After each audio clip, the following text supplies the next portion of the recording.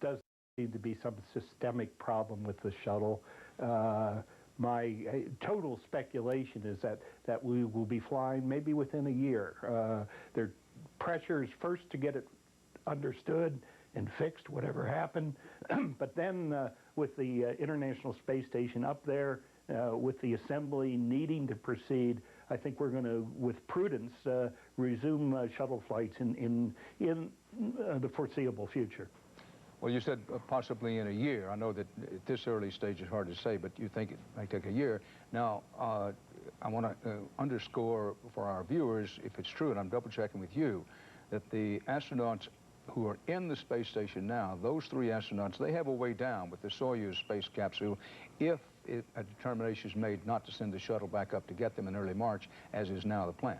Yeah, that's very correct, and it really validates the absolute necessity of having a lifeboat on the station. It's for precisely these sort of situations where the crew always has a way home. There is a 3-person capsule.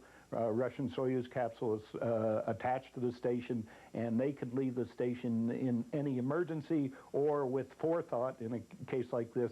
If we decide to mothball the station while we get the shuttle flying again, because the next cruise doesn't make any sense to put them up there until we can bring the big pieces that were going to be assembled over the next 4 or 5 missions up to the station. So sure, there's going to have to be some fairly broad gauge rethinking of the planning for the program, but the program will go forward. Well, thinking about those 3 astronauts up in the International Space Station. The people, and wonderful people, they truly are. What will this do to the collective psyche, if anything at all, do you think? Well, I think we're going to have to get beyond it. It's time to just move on, as I think I said before. The space program isn't going to stop, and given the fact that it isn't going to stop, given the fact that we're going to keep on going out there, we'll pick up the pieces and continue. The problem is they're down 1 orbiter, 1 shuttle. And that is a severe blow to the station and to the program as a whole. So I do think they ought to get on with improving the design and succeeding it. So is what you're saying, use this as a stepping on point to go ahead to the next generation of orbiter, and if there's nothing in the pipeline that they can point to, how long could that take? Well, it could take quite a while, but on the other hand, as I say, we are down 25% of our orbiting capability. That is obviously really, really serious. It's time to make a decision now, I think, as to whether we're going to stay like this in this precarious situation or put enough funds, and I'm glad to hear the President saying he's behind this, to put enough funding into the program so that we can do the next generation and get on with it. Do you think it takes selling a new generation of Americans? Those of us who were alive and aware of the moon landing saw such an extraordinary event, but the notion of discovery by space is kind of a foreign notion to a lot of the kids coming up now.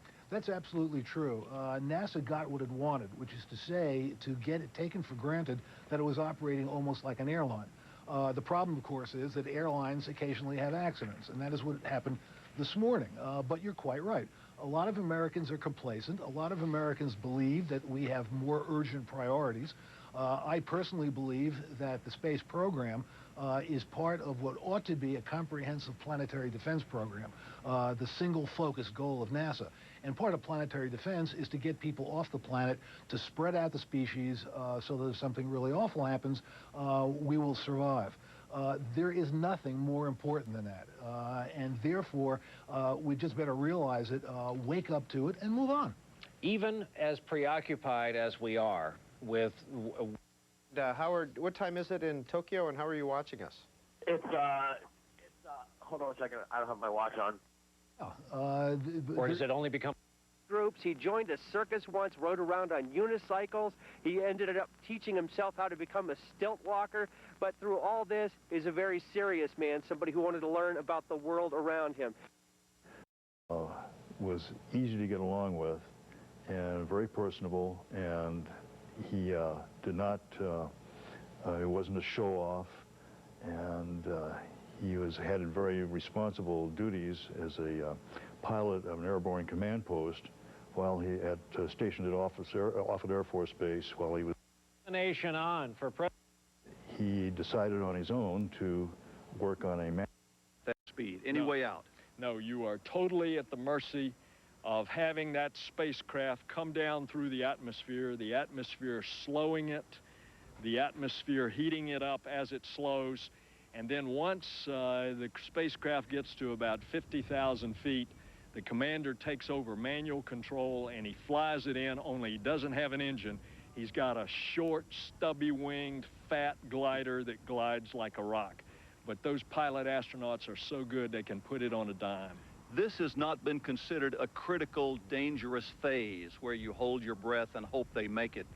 This has been more or less routine. Is it a mistake to think of anything in spaceflight as routine and not dangerous? Listen, this phase of the flight, anyone who has flown, you are holding your breath and saying a prayer when there is the radio blackout, that shuttle is going to emerge from that radio blackout, because that is a very risky part of the flight. Now, the second person Administrator O'Keefe called after the president was Tom Ridge, the head of Homeland Security. Homeland Security, we're told, is in charge of finding and collecting and protecting the debris from the shuttle as it's found. Homeland Security is in charge of terrorism in this country. Do you see, would you expect that that is an element that will have to be investigated as far as this crash is concerned? Yes, it will be investigated, and that's the first thing that jumps to your mind now that we're in a war against terrorists. But it's very unlikely. If there was to be an act of sabotage, it likely would have been attempted at the launch time, not well into the mission while the mission's on the way home. So I don't think that it will be sabotage is what we find. I think it will be a malfunction and a part of the risk that every astronaut accepts when they go into space. Tom? Yes, Peter. I'm very grateful because you've asked precisely the questions about computers, which I think the Senator's touched on. But, Senator, I have just one question, if I may. This business of the angle of attack as you're coming into the atmosphere and the atmosphere is slowing down. Let's say it's a computer mistake of X degrees. How forgiving, what's the forgiving area? How different can it be and still survive it? You can't have a lot of error, Peter, because of the intense heat, the engineering design of the shuttle, so that those molecules of air, as the air gets denser and denser, the lower you get. And as that heat builds up, it's got to hit and be repelled at the place of the thickest of the silicon tiles. And if it isn't, then you're going to start burning through structure. Now, another possibility is if you just get a couple of those tiles that rip off, you should be okay. But if you get a ripple effect where a lot of them are coming off in a domino effect, then that allows the heat to get into the structure, and that could be catastrophic as well. But as you listen to the rest of the day, you're going to be listening for what you and Tom focused on there, which is computer error at the point of reentry. Well, that's clearly one of the possibilities. This indication that there was a temperature differential in the left wing is clearly some signal that that has something to do with it. So we're just going to have to wait for the data. I'm sorry, I hadn't heard about temperature differential in the left wing. What are you talking about? Well, did that have something to do with a landing gear or one of the wheels that may have shown a different temperature, that they had an alert actually from the spacecraft, as I understand it? Tom, we just simply don't know. There is not the information for me to even speculate about here. Okay. Thank you both. Tom, thank you very much. Thank you, Senator Nelson, very much appreciate your time. Senator Bill Nelson, former astronaut, flew on Columbia, in fact. Senator from Florida, mentioning a couple of things.